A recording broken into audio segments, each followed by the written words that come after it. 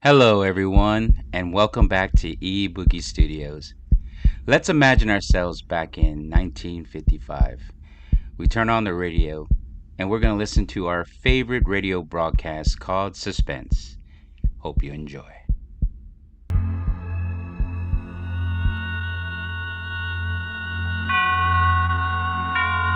And now, tonight's presentation of radio's outstanding theater of thrills, Suspense. Tonight, we bring you a story of lost and found. The found being a wallet, the lost being a life. We call it Love, Honor, or Murder. So now, starring Miss Charlotte Lawrence with William Conrad, here is tonight's suspense play, Love, Honor, or Murder.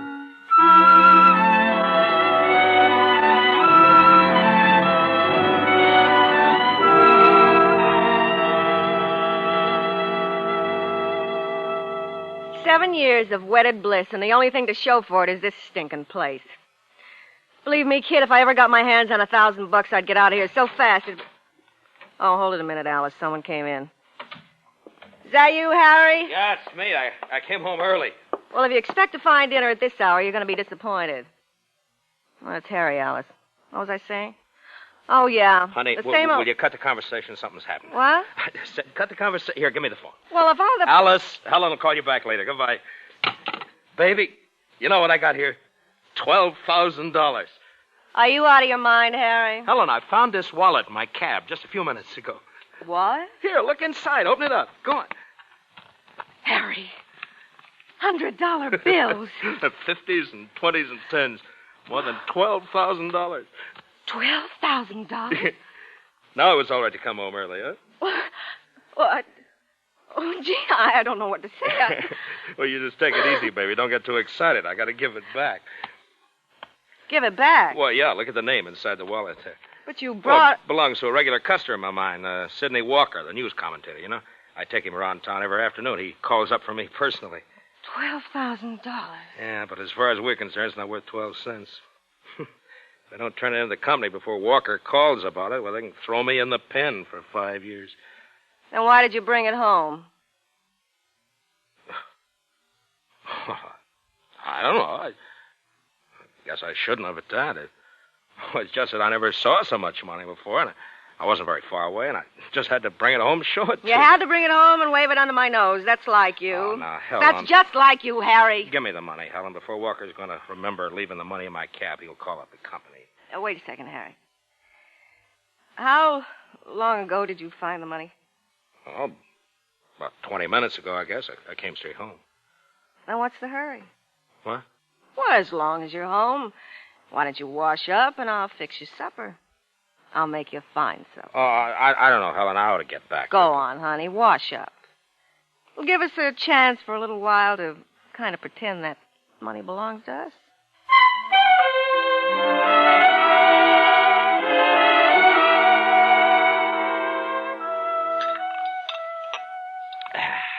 Ah, that coffee really hits the spot.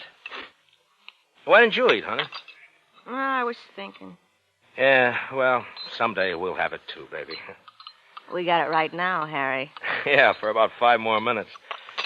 Well, I guess I better report in now. It's almost been an hour. Walker will be calling the company pretty soon. I want the money to be in the safe when he does. Give me the wallet, Helen. How do you know Walker will call the company? Oh, we gone all through that. He'll call because he remembers the ride with me. We went over a bumpy stretch, easy for his wallet to pop out. Then he'll probably remember. He that. could have lost it so many other places, he may not even think of the cab ride. If he doesn't, won't you feel like a fool? Well, that's better than cooling my heels in some jail. I know what I would do if I were you. What? I'd take the chance that Walker wouldn't remember, that he wouldn't call. I'd keep the money. Now, Helen, stop that. That's what I would do, but not you. You've always been afraid to take a chance. You've always been content to be nothing. Well, I'm sorry I ever came here with the money. Now, you give it back to me, I'm going to turn it in the company. Do you love me, Harry? That's got nothing to do with it. Oh, but it has everything to do with it. If you leave this house with the money, when you come back, I'll be gone. You're talking like a sap now. I mean it. Give me the wallet, Helen. Here it is, Harry. When you come back, I'll be gone. Yeah, I'll bet you will. Well, I gotta be going now. I'll see you later, honey. I'll be home later. It doesn't matter when you come home. You won't find me here. Helen, stop talking like that, huh? So long, Helen. It's really goodbye, Harry. I mean it.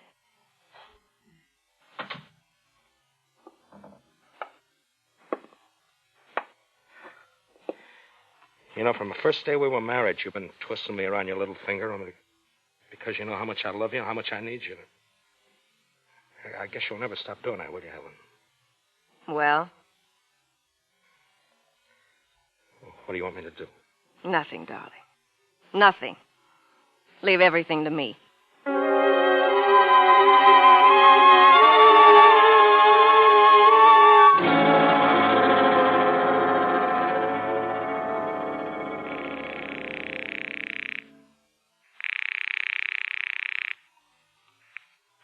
Cab company. This is Mr. Sidney Walker's personal secretary calling. Well, don't tell me that cab Mr. Walker ordered hasn't got there yet. I sent it out hours ago. Oh, it got here all right. It's not that. We're trying to locate Mr. Walker. I just wondered if by any chance you might have heard from him. Huh? Well, no, if he got his cab all right, why should he have called us? Of course, you're right. Well, thank you very much. Well? He hasn't reported anything yet. What? Well, that don't make sense. $12,000 a lot of money, even for Walker. Give me the phone book. Who are you going to call now? Why, Mr. Walker, of course. Got to find out why he hasn't reported losing his wallet. Look, Helen, why don't you let me take the money back? Maybe you'll give us a good reward, huh? You're not going to do anything. Let's see. Oh, here we are. Helen, you're going to get us in a lot of trouble. I know what I'm doing. Helen, please, you're going to get us...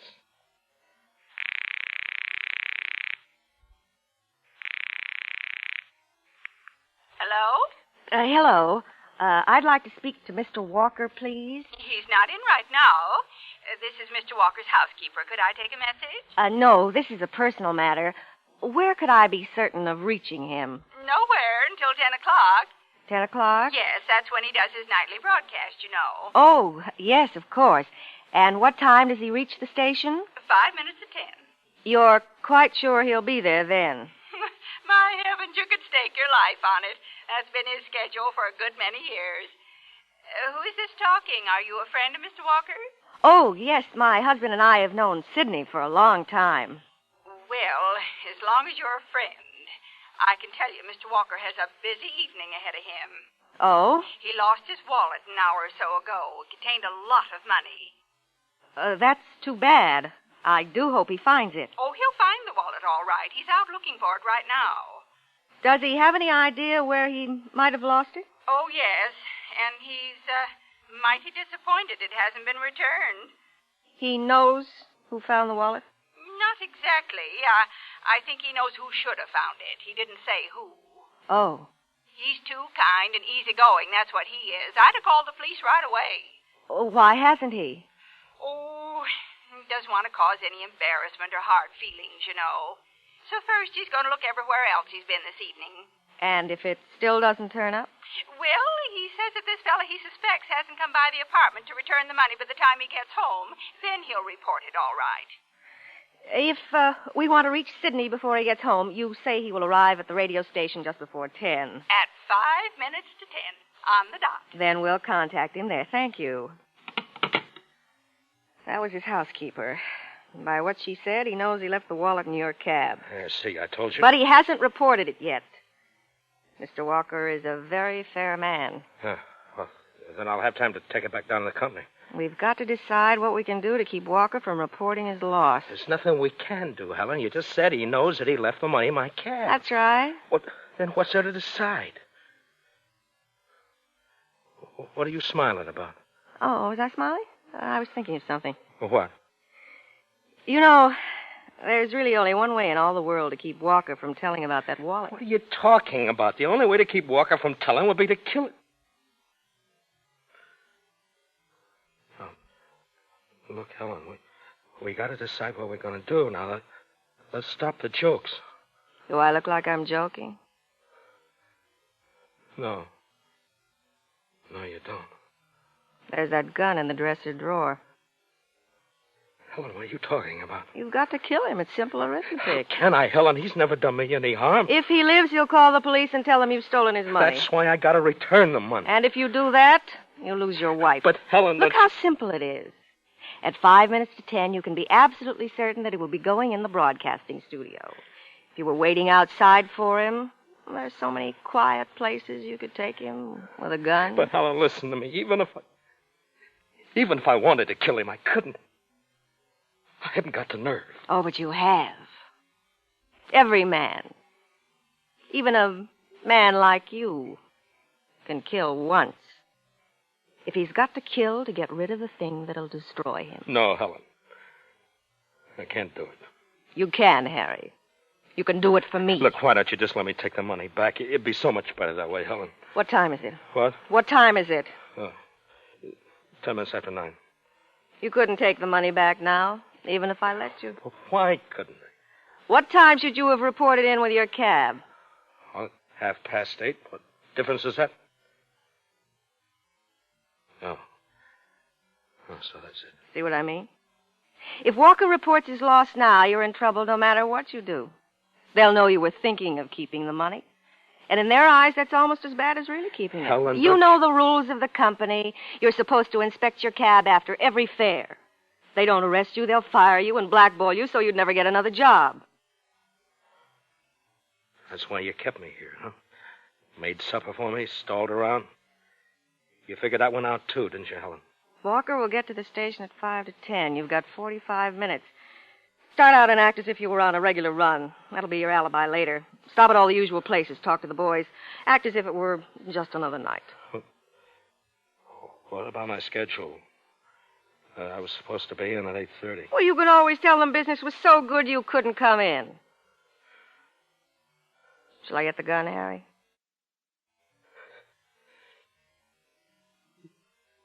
Yes.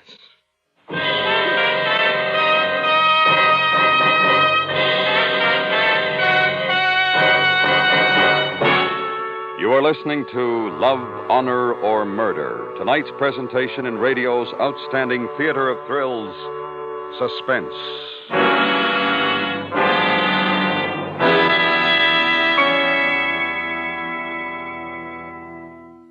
Tomorrow night, there's action and excitement when on most of these same CBS radio stations, the FBI in Peace and War unravels another thrilling case involving crime and racketeers.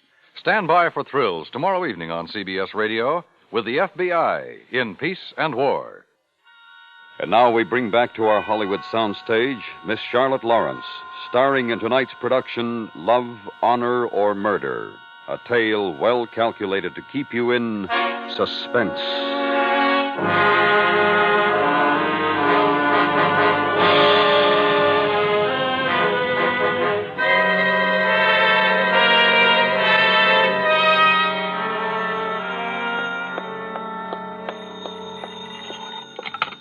Harry, is it you? Huh? Oh, I'm sorry. I thought it was my husband. What do you want? Oh, you must be Mrs. Blake, Harry's wife, huh? Yes, what do you want? Say, have I talked to you on the phone before? Why? Your voice sounds kind of familiar. You may have. Who is this? This is Dave Harris over at Peerless Cab Company. Peerless Cab Company? Yeah, say, have you seen Harry in the last couple hours? Why, no, he's out working. Well, he should have been through with his shift at 8:30. It's 25 to 10 already. It's not like Harry. Is something wrong? I don't know. One of Harry's regular customers, Sidney Walker, called up a few minutes ago from a restaurant on the way to that broadcast of his. Yes? He thinks he left a wallet in Harry's cab. I said he thinks he left a wallet. I heard you. Well, with $12,000 in the wallet, Mrs. Blake, and according to Walker, he's looked everywhere else. He might have lost it and it hasn't turned up. He just wants me to contact Harry as soon as possible and tell him to look in the back of his cab. If Harry should call, I'll tell him to get in touch with you right away. Yes. What did you say before? Huh? Walker called and told all this before he started for the station? What? What are you talking about, Mrs. Blake? Nothing.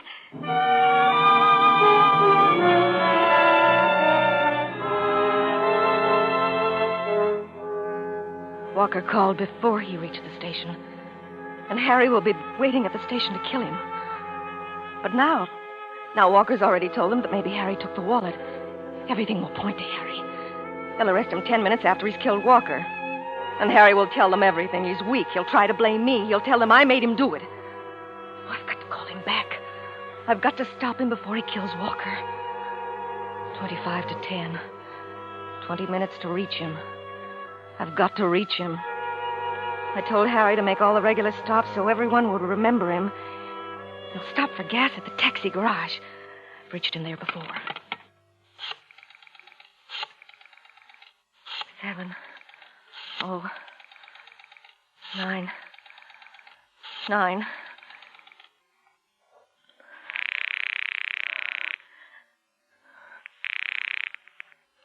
Fearless Garage. This is Mrs. Blake calling. Harry Blake's wife. Oh, yeah, Mrs. Blake? Has Harry been there yet? To get his gas, I mean? Nope, he hasn't been here all night. Say, what's he been up to? What do you mean? I just got a call from the main office to hold him here when he does show up. Look, Harry always told me you were his friend. Yeah, sure. He's in trouble. Terrible trouble.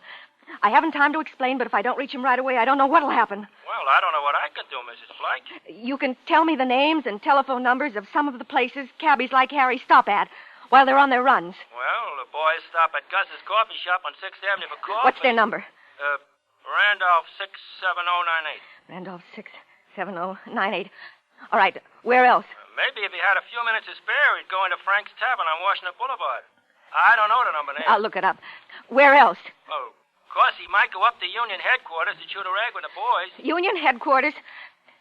Where else? There's lots of places he might stop off at. Got to reach him by 10 o'clock, eh? That doesn't leave you much time. No, it doesn't leave me much time. I'll start calling.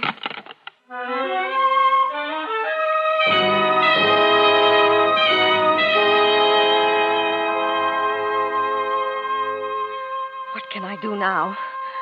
I've tried everywhere. I've got to stop him, but how? 15 minutes to 10. 10 minutes. Only 10 minutes. Well, let me think. Radio station's on 6th and Main. It's 2 miles away. Maybe I could get to Harry before Walker reaches there. I've got to try. I've got to try. I've got to stop him.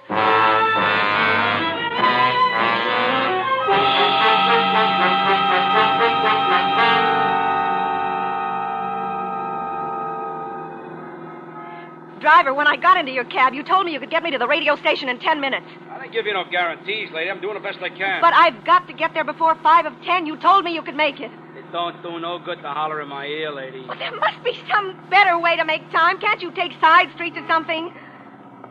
Oh, again you're stopping. It's the traffic, lady. But you told me I know what I told you, but I didn't figure on so much traffic. Please hurry. Yeah. Oh, look, I'll pay you anything if you can get me there in time. Oh, now what's wrong? The traffic is lousing us up. What time is it now? Oh, about 10 minutes to 10. Don't tell me about. I want the exact time. Exact time. 7 minutes to 10. 7 minutes to 10. How much farther is it to the station? Well, I can tell you this. We're not going to make it in 2 minutes. And there's no need to make it at all. Take me home.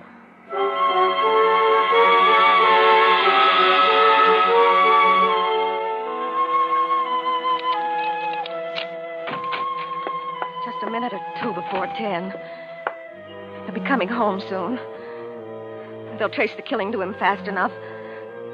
He'll come here and take us both away. And the money, too. The money, too. Wait. Why? Why should they come here? Why should they get the money? Why do I have to take the blame for what Harry did? I didn't commit the murder. If that money I could get away, they wouldn't look for me too hard. Well, I'm not going to suffer for what Harry did.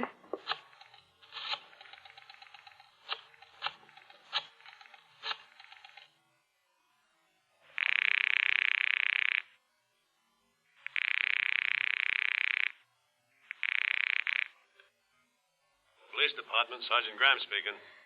I want to report a murder. What's that? You're too late to stop the murder, but you can still catch the killer. Wait a second. His name is Harry Blake. Who'd He kill? drives a taxi cab. The taxi number is 365. You should find him somewhere around the radio station on 6th Avenue. Who'd he kill? He killed... Hello, Helen. Go on. Finish your conversation. How did you get back here so soon? A good cabbie can make time when he has to. You killed him, huh? It's just after 10 o'clock. Turn on the radio and find out. No, but you're talking on the phone. I'll turn the radio on for you. The police will come here and look for you. They'll catch you, Harry. Did anyone see you do it? Did they try to... Mr. Sidney Walker. Good evening, ladies and gentlemen. This is Sidney Walker. Tonight I'm going to bring you a report on a recent interview I had with one of the most prominent industrialists in America. That's all I want to hear. Turn it off. So you didn't kill him after all. I should have known. I should have known. I actually thought you went through with it. But you didn't have the nerve. No, I didn't kill him. But I did have the nerve, Helen. You gave me the nerve. That pep talk before I left, it was very true, you know. What are you talking about? You remember? Even someone like me can kill once. He's got to kill to get rid of the one that'll destroy him. Now, those were your very words, Helen. Then why did you kill Walker? Because I got to thinking about what you said and how right you were, and the more I thought about it, the more I realized Realize what? that I was headed in the wrong direction. What do you mean by that? Put that gun away, Harry. In order to rid myself of the one thing in the world that can destroy me, I had to come back here to you. Helen.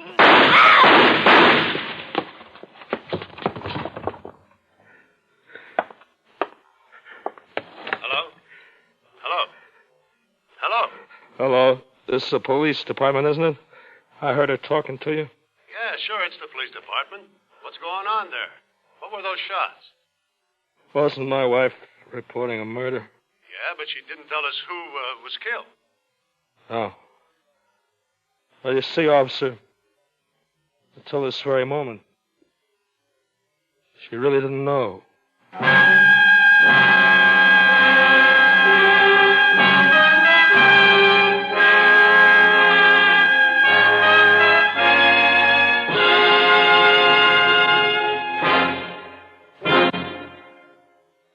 Suspense, in which Miss Charlotte Lawrence with William Conrad starred in tonight's presentation of Love, Honor, or Murder.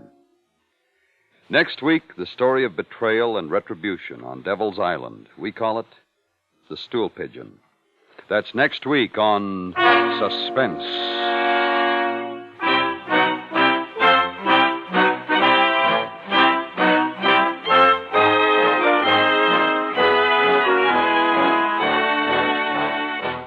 Suspense is produced and directed by Anthony Ellis. Tonight's script was written by Larry Marcus. The music was composed by René Garrigan and conducted by Wilbur Hatch. Featured in the cast were Barney Phillips, Helen Klebe, Charles Seal, Jack Prussian, and William Justine. Listen while you work. Perry Mason is here on the CBS Radio Network.